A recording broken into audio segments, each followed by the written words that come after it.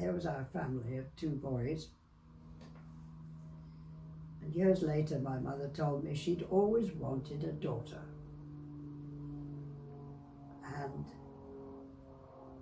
it would probably be when we were in London in 1934 or so, that she heard of a girl who had been in care and was now at the Shirley Residential Schools. This was an unusual place, Shirley, part of Croydon, a huge area, and there were various houses. Each boy or girl was allocated to a house of probably a dozen children with housemaster, housemistress looking after them, and they went to the school premises for lessons. There was a big swimming pool. The boys learnt carpentry and so on. The girls learnt how to do the ironing. And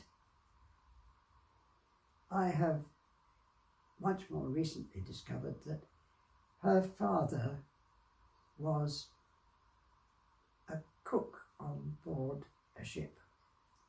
Now this meant, as the mother had died, he couldn't look after her. That was why she was put in care.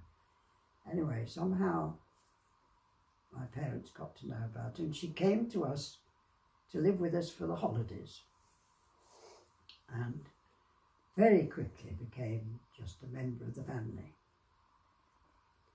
And when the war started, she was 18 and went to become a nurse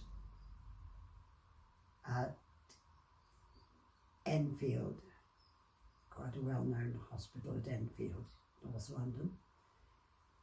And when she qualified from there, she went to the Royal Northern Hospital in Holloway, which was an area that was well and truly bombed during the war, and had a terrible time. She would do a day's work, go back to the hostel, and if there was local bombing, she would have to go back to the hospital to look after people who were injured.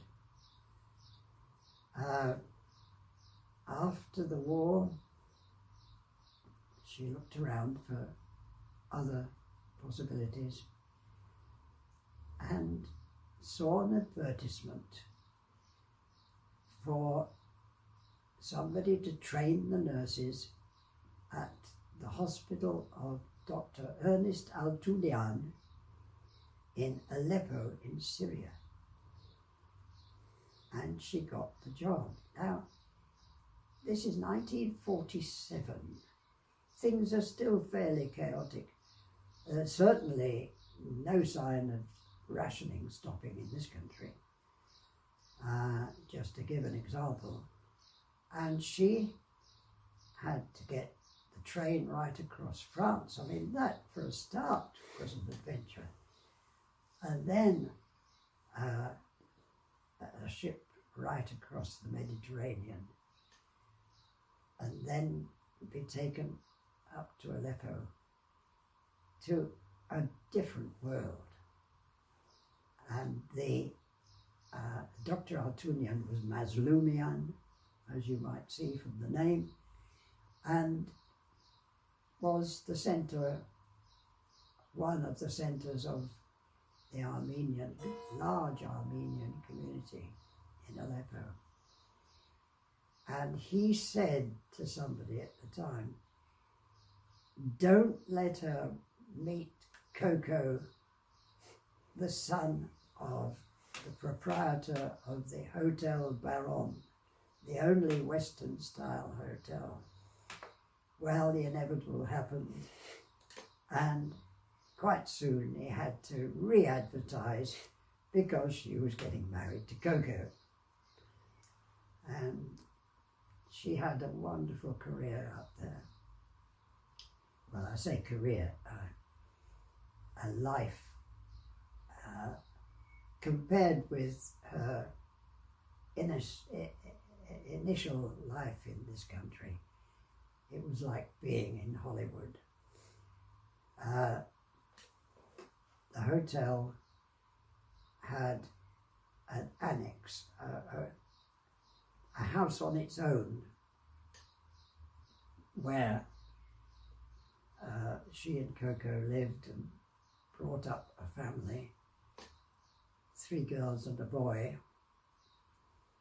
And Agatha Christie wrote part of one of her great novels on the private balcony in Sally's house.